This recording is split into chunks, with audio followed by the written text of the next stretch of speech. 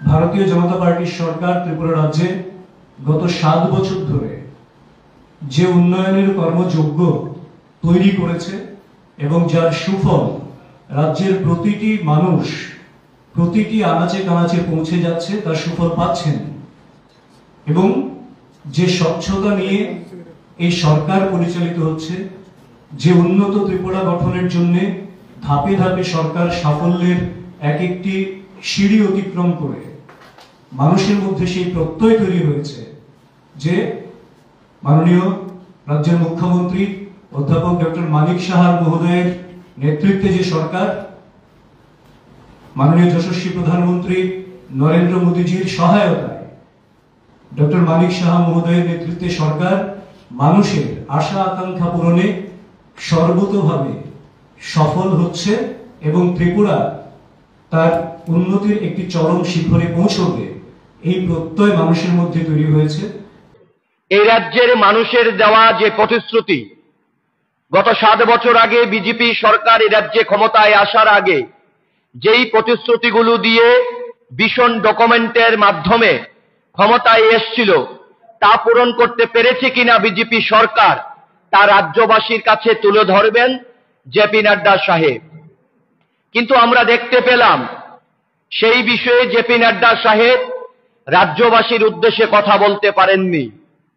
দুটো জুমলা প্রতিশ্রুতি দিয়ে তিনি রাজ্য থেকে চলে গেছেন।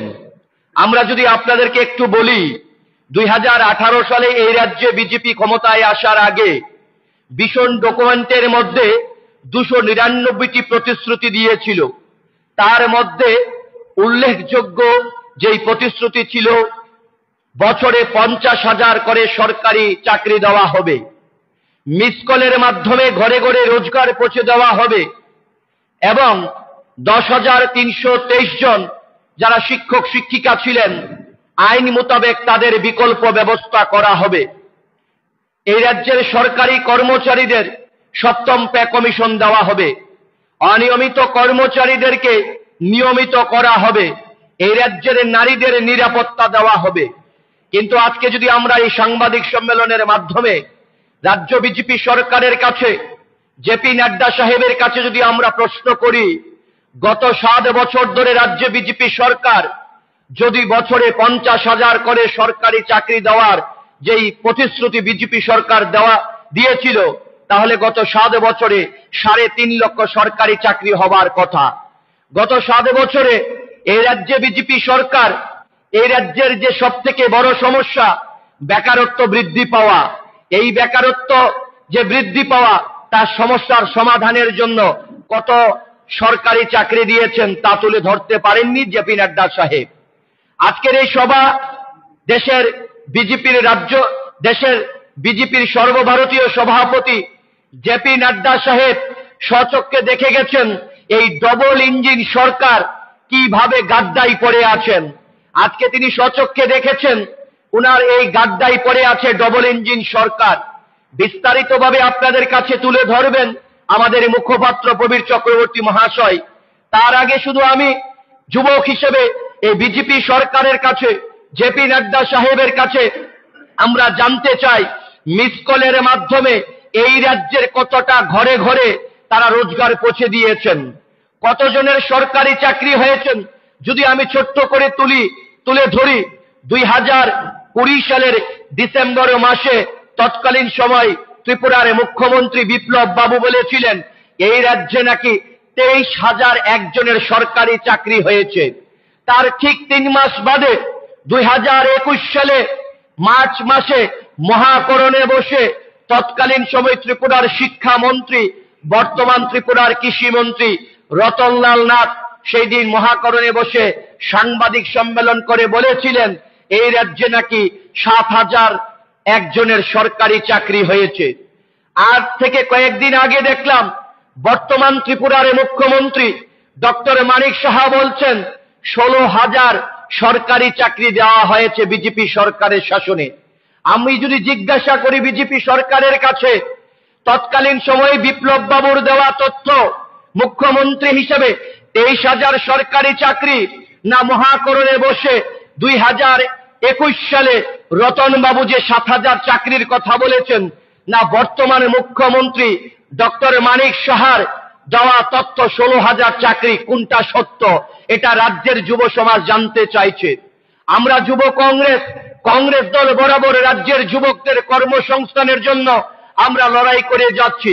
এই মুহূর্তে ত্রিপুরা রাজ্যে সরকারিভাবে 60,000 সরকারি শূন্য পদ খালি পড়ে আছে, তা পূরণ করতে পারছেন না।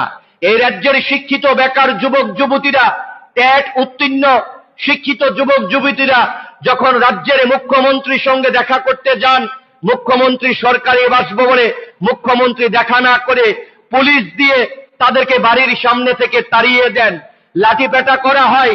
অথচ মুখ্যমন্ত্রী ব্যস্ত আছেন খেলা আর মেলা নিয়ে। কন্টেন্ট ক্রিয়েটরদের সঙ্গে উনি মুখ্যমন্ত্রী দেখা করার সময় পান, কিন্তু আমার রাজ্যের শিক্ষিত বেকার যুবক যুবতীদের সঙ্গে তাদের কর্মসংস্থানের জন্য এই রাজ্যের মুখ্যমন্ত্রী দেখা করার সময় পান না। আমি দীর্ঘায়িত না করে প্রবীর চক্রবর্তী মহাশয়ের কাছে দেওয়ার আগে শুধু বলে যাব, আজকে জেপি নাড্ডা সাহেব বলে গিয়েছেন এই রাজ্যে নাকি বিজেপি সরকারের মুখ্যমন্ত্রীর প্রশংসা করেছেন, 30% নাকি নারী ঘটিত অপরাধ কমিয়ে গেছেন। অথচ আমরা প্রত্যেকদিন খবরের কাগজে দেখতে পাই, সামাজিক মাধ্যমে দেখতে পাই, আপনাদের মাধ্যমে সাংবাদিক বন্ধুদের মাধ্যমে জানতে পারি গোটা রাজ্যের আনাচে কানাচে প্রতিদিন নারী ঘটিত অপরাধের সঙ্গে জড়িয়ে যাচ্ছেন বিজেপির নেতা কর্মীরা, যুব মোর্চার নেতা কর্মীরা, বিজেপির গ্রাম প্রধান থেকে শুরু করে আজকে সমস্ত বিজেপির নেতৃত্ব বিভিন্ন অপরাধের সঙ্গে জড়িয়ে যাচ্ছেন। বহিরাজ্য থেকে অপহরণ করে আমাদের রাজ্যে তুলে আনা হয়। এই রাজ্যের বিজেপির গ্রাম প্রধান এবং গ্রাম প্রধানের স্বামী, দেখা যাচ্ছে গ্রাম প্রধান এবং তার স্বামীকে এখনো পর্যন্ত গ্রেফতার করতে পারছে না এই রাজ্যের পুলিশ প্রশাসন। তাহলে কিসের ভিত্তিতে জেপি নাড্ডা সাহেব 30% এই রাজ্যে অপরাধ কমে গিয়েছেন তিনি বলতে পারেন? আমরা তার কোনো রিপোর্ট আমরা দেখতে পাইনি। তার মধ্যে দুটি কথা বলে গেছেন, আমাদের রাজ্যে যারা কন্যা সন্তান জন্ম দেবেন সরকারিভাবে নাকি সরকার 50,000 টাকার বন্ড দেবেন এবং 18 বছর পর 10 লক্ষ টাকা দেওয়া হবে। এবং আমাদের রাজ্যের যারা মাধ্যমিক পরীক্ষায় উত্তীর্ণ হবেন তাদের প্রথম 100 জনের মধ্যে স্কুটি বিতরণ করা হবে। আজকে সাংবাদিক বন্ধুরা, গোটা রাজ্যের মানুষের কাছে সাংবাদিক বন্ধুদের মাধ্যমে আমরা জানাতে চাই, এটা বিজেপির সম্পূর্ণভাবে একটা জুমলা। করোনার সময় তৎকালীন সময় বিপ্লব দেব মুখ্যমন্ত্রী হিসেবে বলেছিল এই রাজ্যে যারা করোনা আক্রান্ত হয়ে মৃত্যুবরণ করবেন তাদেরকে নাকি 10 লক্ষ টাকা করে সেই মৃত ব্যক্তির পরিবারকে দেওয়া হবে।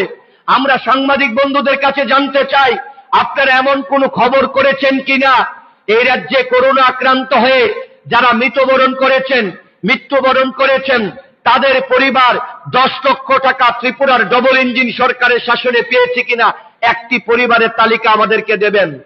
এবং 2018 সালে বিজেপি ক্ষমতায় আসার আগে বলেছিল এই রাজ্যে কলেজ পড়ুয়া ছাত্র ছাত্রীদেরকে নাকি তারা নাকি স্মার্টফোন দেবেন, কিন্তু আমরা কি দেখলাম? স্মার্টফোন দেয়নি।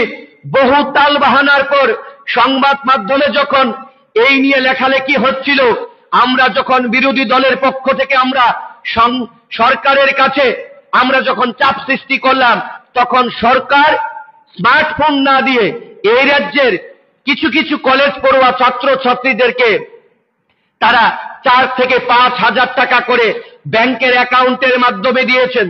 যেই 4 থেকে 5,000 টাকা দিয়ে স্মার্টফোন তো দূরের কথা, একটা সাধারণ ফোন পর্যন্ত আজকের দিনে কেনা যায় না। ঠিক একইভাবে আবার মিথ্যা প্রতিশ্রুতি দিয়েছেন আমাদের রাজ্যে যারা নাকি মাধ্যমিক পরীক্ষায় প্রথম 100 জনের মধ্যে তারা স্কুটি বিতরণ করবেন। সাংবাদিক বন্ধুরা জেনে যান, গোটা রাজ্যের মানুষের কাছে আমরা তুলে ধরতে চাই, ভারত সরকারের পরিবহন দপ্তরের আইন অনুযায়ী 18 বছরের আগে এই দেশের মধ্যে কেউ পরিবহন চালনা করার জন্য পাইলট হিসেবে, চালক হিসেবে লাইসেন্স প্রদান করা হয় না। 18 বছরের আগে আপনি লাইসেন্স পাবেন না।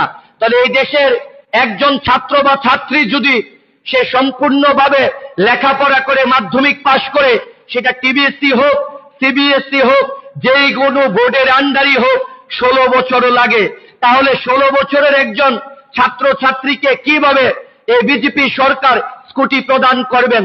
তার নামে তো স্কুটি দিতে পারবে না, লাইসেন্সও পাবে না, এই সরকারি স্কিমটা তার মাধ্যমে দিতেও পারবেন না, পরিবারের মাধ্যমে দিতে পারবেন না। এই রাজ্যের ছাত্র ছাত্রীদেরকে এরা ছাত্র ছাত্রীদের সঙ্গে প্রতারণা করেছে। আমরা তার তীব্র প্রতিবাদ এবং নিন্দা জানাই। চশমার মধ্যে এই বিজেপি সরকার এই গান্ধীজির এই আকারের একটা চশমার মধ্যে ব্যবহার করে স্বচ্ছ ভারত লিখেছেন। দেখবেন এই চশমার, যেই চশমার এক জায়গায় লেখা আছে স্বচ্ছ, আরেক জায়গায় ভারত।